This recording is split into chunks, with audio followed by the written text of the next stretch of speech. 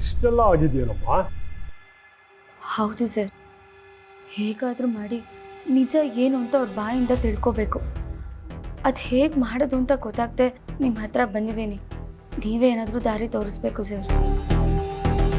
ನಿನ್ನ ಗಂಡನ ಬಾಯಿಂದ ಸತ್ಯ ಬಾಯಿ ಬಿಡಿಸೋದಕ್ಕೆ ಇರೋದು ಒಂದೇ ಮಾರ್ಗ, ಹಿಪ್ನೋಟಿಕ್.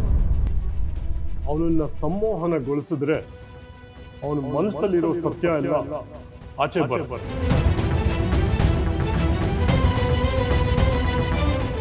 ಈಗ ನೀನು ಮಾಡಬೇಕಾಗಿರೋ ಕೆಲಸ, ಅವನನ್ನು ಇಲ್ಲಿ ಕರ್ಕೊಂಡ್ಬಂದ್ರೆ ಮುಂದಿಂದೆಲ್ಲ ನಾನು ನೋಡ್ಕೋತೀನಿ. ಸರ್, ಅವರನ್ನು ಇಲ್ಲಿ ಕರ್ಕೊಂಡು ಬರೋದು ಅಷ್ಟು ಸುಲಭನೇ ಅಲ್ಲ. ಯಾಕೆ ಏನು ಅಂತ ನೂರಾರು ಪ್ರಶ್ನೆಗಳನ್ನ ಕೇಳ್ತಾರೆ. ಸ್ವಲ್ಪ ಹೆಚ್ಚು ಕಡಿಮೆ ಆದರೂ ಅವ್ರಿಗೆ ಅನುಮಾನ ಬಂದ್ಬಿಡುತ್ತೆ. ಇದಕ್ಕೆ ಇನ್ನೊಂದು ದಾರಿ ಇದೆ, ಅದನ್ನು ನಾನು ನಿನಗೆ ಹೇಳೋಂಗಿಲ್ಲ. ಆದರೆ ನೀನು ಚೆನ್ನಾಗಿ ಗೊತ್ತಿರೋದ್ರಿಂದ ಅದನ್ನು ನಾನು ನಿನಗೆ ಹೇಳ್ತಾ ಇದ್ದೀನಿ. ಇದರಿಂದ ನಿನ್ನ ಸಮಸ್ಯೆಗೆ ಪರಿಹಾರ ಸಿಗುತ್ತೆ. ಒಂದು ನಿಮಿಷ.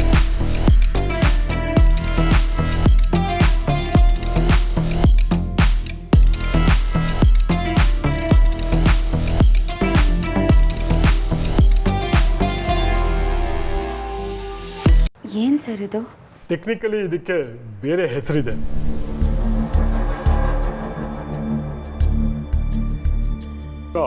ಪೊಲೀಸ್ ಡಿಪಾರ್ಟ್ಮೆಂಟ್ ಅವ್ರಿಗೆ ಇದನ್ನು ಉಪಯೋಗಿಸುವಾಗ ಜಾಗರೂಕತೆಯಿಂದ ಇರಬೇಕಾಗುತ್ತೆ.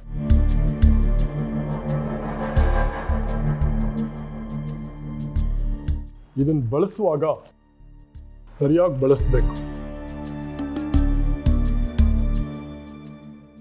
ಸರ್, ಇದರಿಂದ ಅವ್ರಿಗೇನು ತೊಂದರೆ ಆಗಲ್ಲ ತಾನೆ? ಅಂದರೆ ಸೈಡ್ ಎಫೆಕ್ಟ್ಸ್ ಎಲ್ಲ ಏನೂ ಇಲ್ಲ ಅಲ್ವಾ?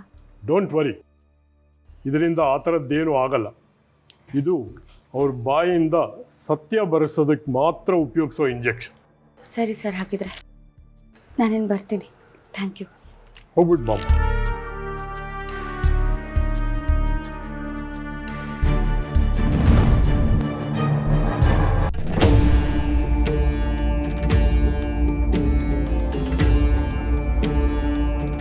ಛೇ, ಸರ್ ಅವ್ರಿಗೆ ಹೇಗೆ ಕೊಡಲಿ ನಾನು?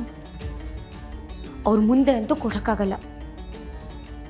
ಅವರು ಮಲಗಿದ್ದಾಗ ಕೊಟ್ಬಿಡ್ಲಾ, ಅಥವಾ ಏನಾದರೂ ಕೆಲಸ ಮಾಡ್ತಿರುವಾಗ ಡೈವರ್ಟ್ ಮಾಡಿ ಕೊಡ್ಲಾ?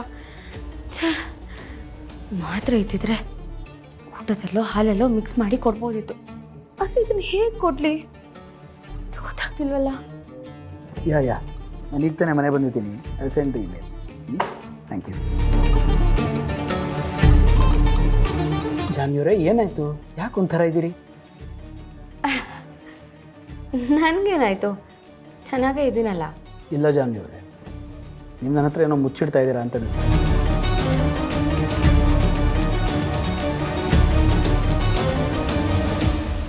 ರೀ, ನಾನೇನು ಮುಚ್ಚಿಡ್ಲಿ?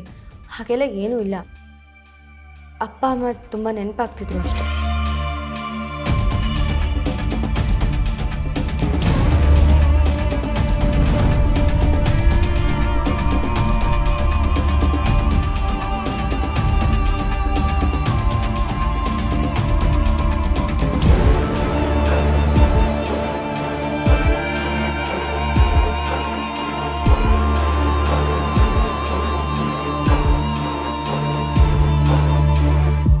ಜಾನ್ವಿಯವರೇ, ನಿಮ್ಮ ಮನಸ್ಸಿಗೆ ತೃಪ್ತಿ ಆಗೋಷ್ಟು ದಿನ ನಿಮ್ಮ ತಂದೆ ತಾಯಿ ಮನೇಲಿ ಇದ್ದು ಬನ್ನಿ ಅಂತ ಕಳಿಸಿದ್ದು ನಾವು. ಒಂದೇ ದಿನ ಕೊಡು ಬಂದವ್ರು ಯಾರು? ಏನು ನೋಡಬೇಕು ಅನ್ನಿಸ್ತಾ ಇದೆಯಾ? ಕಳಿಸ್ಕೊಡ್ಲಾ? ಇಲ್ಲ ರೀ, ನಂಗೆ ನಿಮ್ಮನ್ನು ಬಿಟ್ಟು ಎಲ್ಲೂ ಹೋಗೋಕ್ಕಾಗಲ್ಲ.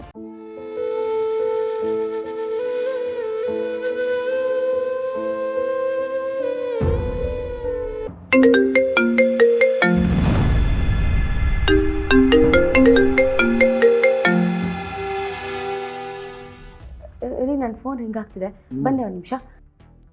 ಓಕೆ.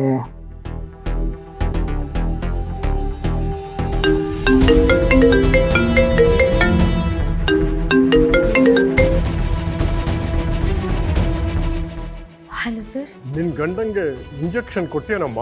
ಅಯ್ಯೋ ಇಲ್ಲ ಸರ್, ಅದೇ ಪ್ರಯತ್ನದಲ್ಲಿದ್ದೀನಿ, ಆದರೆ ಆಗ್ತಿಲ್ಲ. ಜಾನ್ವಿ, ನಿನಗೊಂದು ವಿಷಯ ಹೇಳೋದು ಮರ್ತು ಬಿಟ್ಟಿದ್ದೆ. ನೀನು ಹೋದ ಮೇಲೆ ಜ್ಞಾಪಕ ಬಂತು, ಅದಕ್ಕೆ ಹೇಳ್ತಾ ಇದ್ದೀನಿ. ಈ ಟ್ರೂತ್ ಸೆರಮ್ಮು 60 ನಿಮಿಷ ನಿಮಿಷ ಮಾತ್ರ ಕೆಲಸ ಮಾಡು. ಅದಾದ್ಮೇಲೆ ಅವನಿಗೆ ಪ್ರಜ್ಞೆ ಬಂದ್ಬಿಡುತ್ತೆ. ಅಷ್ಟರಲ್ಲಿ ನಿಮ್ಮ ಮನೆ ನೀವು ತಲುಪ್ಕೋಬೇಕು. ಅವನ್ನ ಇಲ್ಲಿ ಕರ್ಕೊಂಡ್ಬಂದು ಟೆಸ್ಟ್ ಮಾಡಿ ವಾಪಸ್ ಹೋಗೋದಿಕ್ಕೆ ಆಗುತ್ತಾ ಅಂತ ಕೇಳ್ತಾ ಇದ್ದೀನಿ. ಇಲ್ಲದೆ ಹೋದರೆ ಮಾಡಿದ್ದೆಲ್ಲ ವೇಸ್ಟ್ ಆಗಿಬಿಡುತ್ತೆ. ಅಯ್ಯೋ ಸರ್, ನಮ್ಮ ಮನೆಯಿಂದ ನಿಮ್ಮ ಆಫೀಸ್ಗೆ 40 ನಿಮಿಷ ಬೇಕು ಸರ್. ಹಾಗಾದರೆ ಒಂದು ಕೆಲಸ ಮಾಡು, ನಮ್ಮ ಆಫೀಸ್ ಸುತ್ತಮುತ್ತ ಎಲ್ಲಿಗಾದರೂ ಕರ್ಕೊಂಡ್ಬಂದು ಅವನಿಗೆ ಇಂಜೆಕ್ಷನ್ ಕೊಡು. ಇಮಿಡಿಯೇಟ್ ಆಗಿ ನನ್ನ ಆಫೀಸಿಗೆ ಕರ್ಕೊಂಬ. ಇನ್ನು ಮಿಕ್ಕಿದ್ದನ್ನೆಲ್ಲ ನಾನು ನೋಡ್ಕೋತೀನಿ.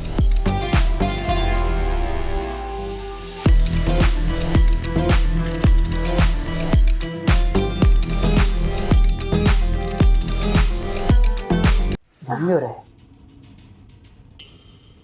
ಅಮ್ಮ, ನಾನು ಆಮೇಲೆ ಫೋನ್ ಮಾಡ್ತೀನಿ ನಿಮಗೆ. ಅಮ್ಮ ಕಾಲ್ ಮಾಡಿದ್ರು. ನೋಡಿದ್ರಾ, ನೀವು ಇಲ್ಲಿ ಅವ್ರನ್ನ ಜ್ಞಾಪಿಸ್ಕೊತಾ ಇದ್ದೀರಾ. ಅವ್ರಿಗೆ ಹೇಗೋ ಗೊತ್ತಾಗಿ ಪಟ್ ಅಂತ ಫೋನು ಮಾಡಿ.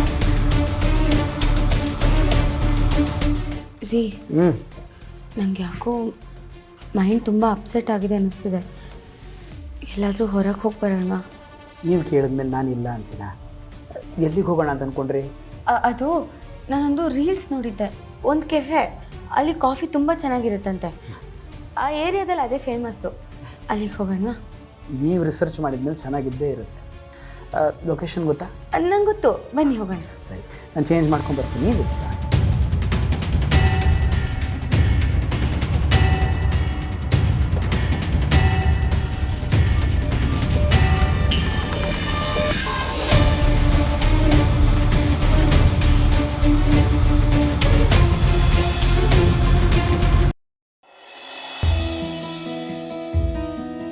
ಜಾನ್ವಿ ಅವರೇ, ಇದೇನಿದು ನಾರ್ಮಲ್ ಔಟ್ಡೋರ್ ಕೆಫೆ ಇದ್ದಾಗೆ ಇದೆ.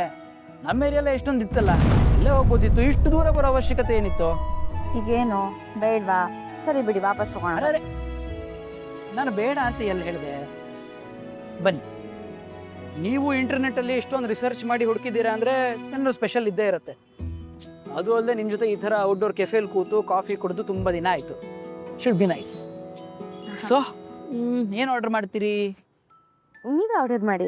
ಅರೆ, ಈ ಜಾಗದ ಬಗ್ಗೆ ರಿಸರ್ಚ್ ಮಾಡಿರೋದು ನೀವು. ಹಾಗಿದ್ಮೇಲೆ ಯಾವ ಫುಡ್ ಚೆನ್ನಾಗಿರುತ್ತೆ ಅಂತ ನಿಮಗೆ ಗೊತ್ತಿರುತ್ತೆ. ನೀವು ಆರ್ಡರ್ ಮಾಡಬೇಕಪ್ಪ. ಸರಿ.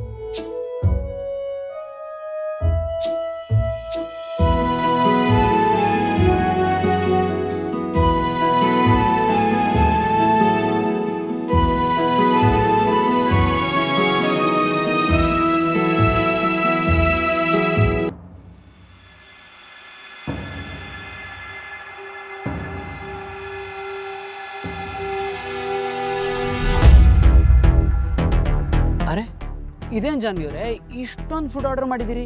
ಹಾಂ, ನೋಡಿದೆ, ಚೆನ್ನಾಗಿ ಕಾಣಿಸ್ತು, ಅದಕ್ಕೆ ಆರ್ಡರ್ ಮಾಡಿದೆ. ಅಲ್ಲ, ನೀವು ಈ ಥರ ಜಂಕ್ ಫುಡ್ ಜಾಸ್ತಿ ತಿನ್ನಬಾರ್ದು, ಶುಗರ್ ಜಾಸ್ತಿ ಕನ್ಸ್ಯೂಮ್ ಮಾಡಬಾರ್ದು ಅಂತ ನಾನು ಮನೇಲಿ ಅಷ್ಟೊಂದ್ಸಲಿ ಅಡುಗೆ ಮಾಡ್ಕೊಡ್ತೀನಿ. ನೀವು ಹೀಗೆ ಕನ್ಸ್ಯೂಮ್ ಮಾಡಿದ್ರೆ ಹೇಗೆ? ನೀವು ಅಡುಗೆ ಮಾಡೋದು ಕನ್ಸರ್ನಿಂದ ಅಲ್ಲ, ನಾನು ಹೊರಗಡೆ ಎಲ್ಲೂ ಹೋಗಬಾರ್ದು ಅಂತ.